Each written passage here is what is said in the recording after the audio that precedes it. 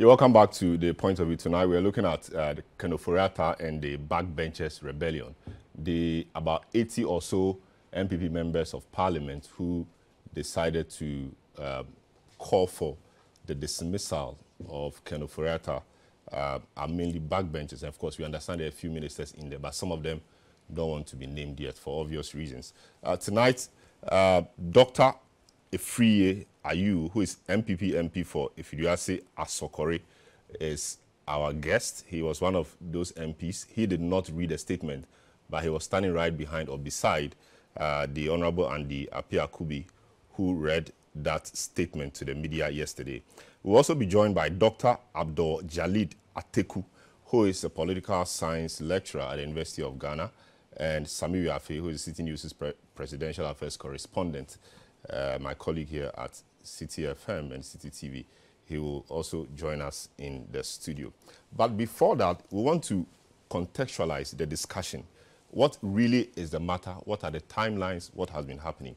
So Parliament went on recess sometime in August 2022, resumed just yesterday, the 25th of October 2022, and then boom, before Parliament will even officially convene and resit, some majority MPs held a press conference where they called for the dismissal, or they called for the head of Ofori-Atta and Charles Edubuahin.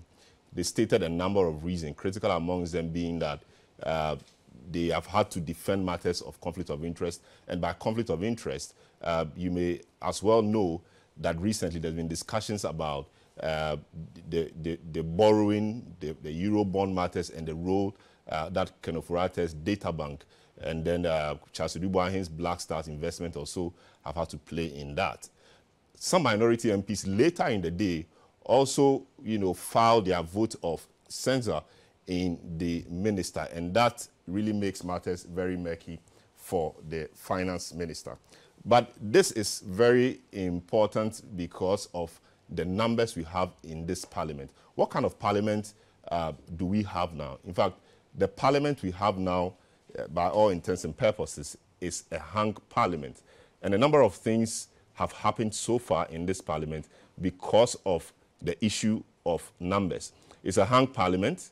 The numbers are very close, 137, 137, and then one independent. Of course, now it's 136, 137, and 1. And even the 137 for the MPP, the Honorable Adwoa Safo is not around. At least she was not in Parliament today. And for the NDC, instead of 137, they have 136 now because the Honorable Jechi Kwesin, the Member of Parliament for Asin North, has been barred from holding himself out as Member of Parliament because of that Supreme Court decision. So technically, it's 136, 136, and then 1. So the numbers are very close, and that makes matters very, very serious. So this hung parliament has also led to a number of things. You remember the famous or infamous matter of the role of the deputy speakers when it comes to voting in the House, whilst they also preside. So now this hung parliament spawned the Justice Abdullahi case where the Supreme Court ruled that the deputy speakers of parliament are first members of parliament, and so they have a vote whether they preside or not. That is an interesting decision that generated a lot of discussion. Of course, this parliament, given the numbers, also led to what we saw today in parliament, given the ruling of Mr. Speaker on Adwoa Safo. It's a game of numbers, so one will be important. So if you recall, the majority side tried to get one of its own out because they activated or triggered the constitutional provision which said that if you're a member of parliament, you absent yourself for 15 days, you count yourself out. That ruling was given by the speaker today.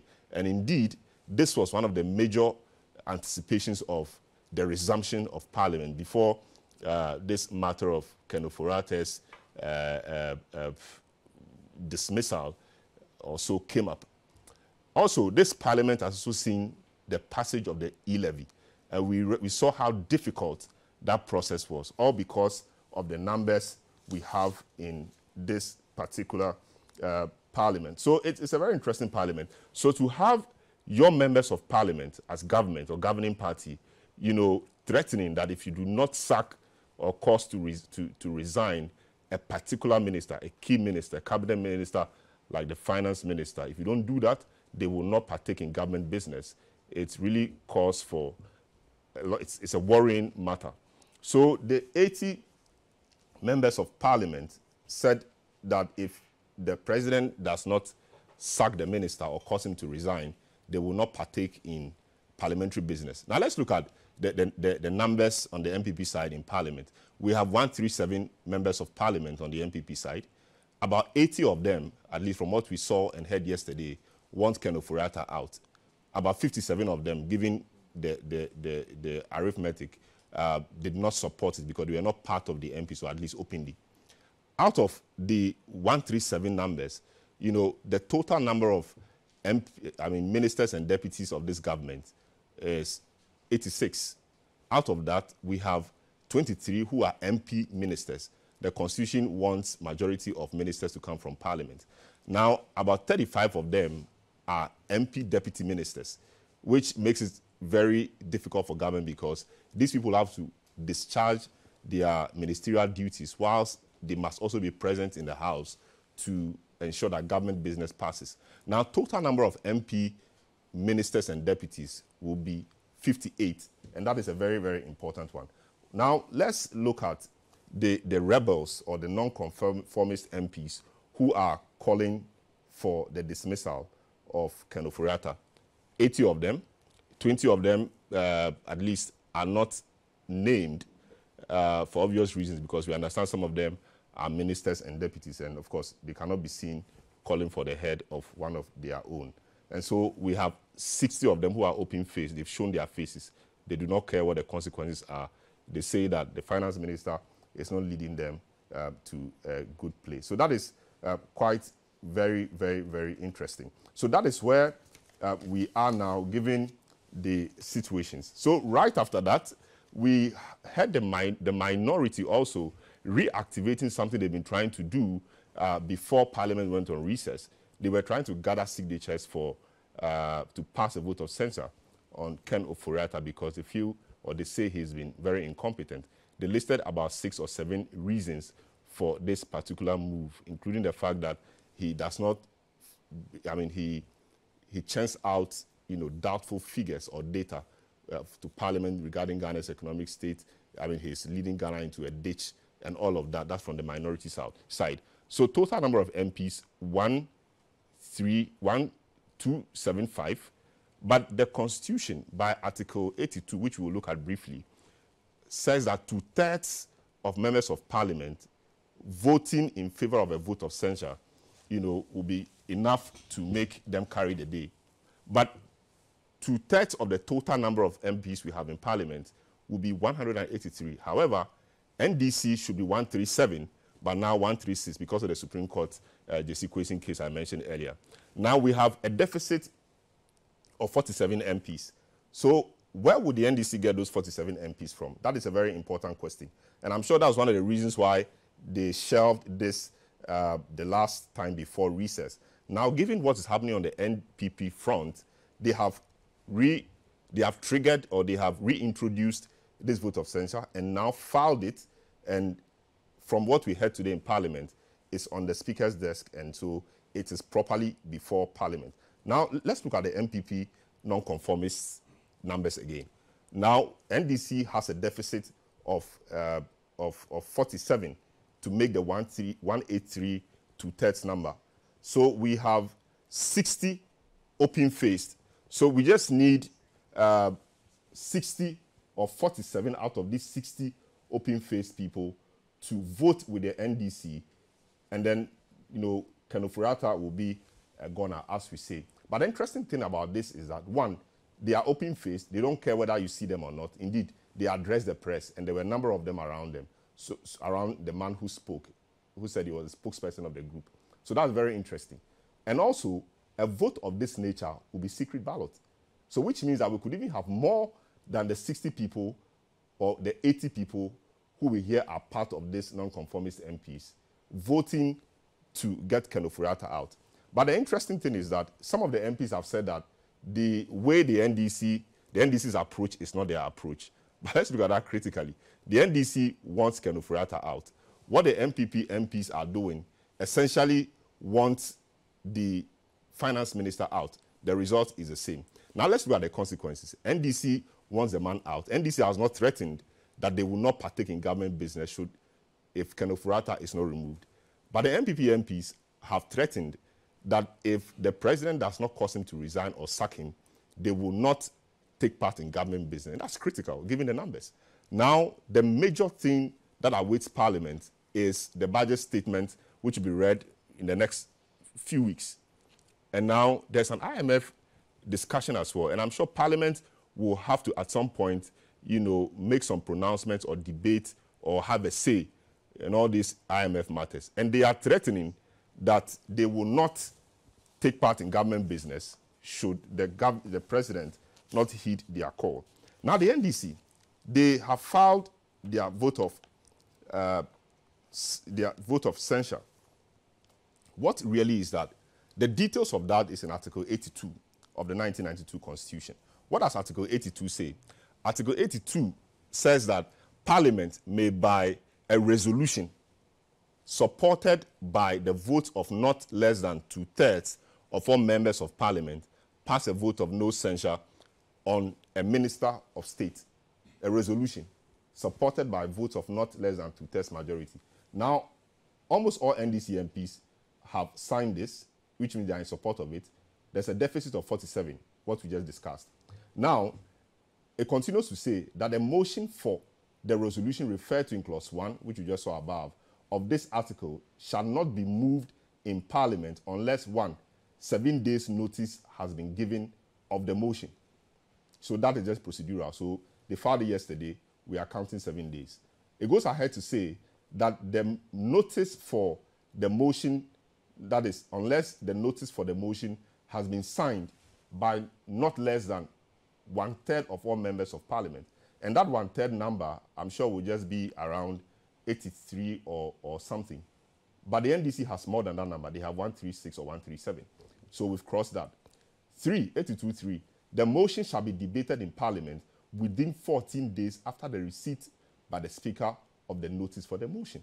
So within 14 days after the Speaker receives that motion or the notice of the motion, debate on the matter should start, which means that between now and the next 14 days, we will see Parliament begin to debate Ofori-Atta's motion or the motion from the minority in respect of the status of Ofori-Atta.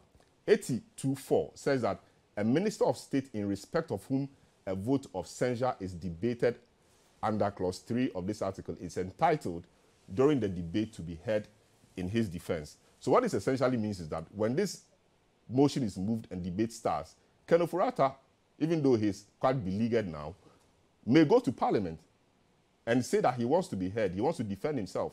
He wants to defend why, a lot of the matters they have listed, happened. They may hear him, he may convince them, and if the matters are put to a vote, they may fall short of the number, and Ofori-Atta will remain a minister. If he fails to do so, he may attend or not.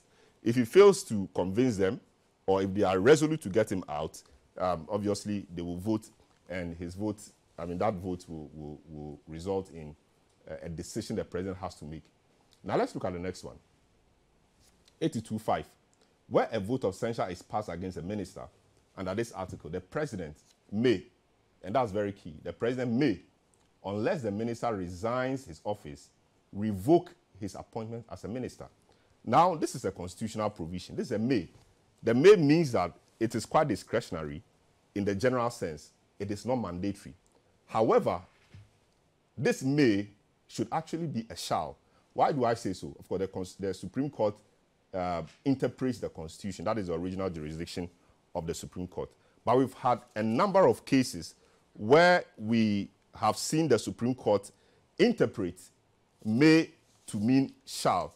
And a number of English law cases, Ghana is a common law jurisdiction, a lot of English law cases have also interpreted may to mean shall, given certain contexts. So, for example, in Ghana, in the Occupy Ghana versus AG case, when you look at Article 187, which became the matter of the Occupy Ghana versus AG matter, 87.7b The Constitution says that in the performance of his function as the AG under this Constitution or any other law, the Auditor General may disallow any item of expenditure which is contrary to law and surcharge. A number of things come after that. But this may in this Constitution, 1877B, was interpreted by the Supreme Court to mean shall, which means that the Auditor General is under obligation, or he has to ensure that this disallowance and surcharge is done. And we've seen, or we saw Domolevu do a few of that. Indeed, the Occupy Ghana is either in court or threatening to go to court to force the court to compel the Auditor General to disallow and surcharge some people. It is a mandatory provision, even though it has been presented here as shall, as may. What am I saying? The may in this 82 vote of censure matter most likely could be interpreted by the Supreme Court as a shall. And I'm sure that when we get there, somebody may most likely go to the Supreme Court to seek interpretation on that. So that we can leave for later. So generally, that is where we are regarding the matters of yesterday and today. Indeed, today, the Speaker of Parliament ruled that Adwoa Safo should not leave yet. The decision of the Privileges Committee or the Committee of Privileges should be subjected to debate of the plenary. After that, the plenary will take a decision by way of voting on Adwoa Safo. It gives Adwoa Safo some time and some space to reorganize herself and see if she can convince her colleagues to vote in her favor or not to vote for the motion, depending on how the question is put. So basically, this is where we are, and this has been the goings on in Parliament in the last few days. We'll take a quick break.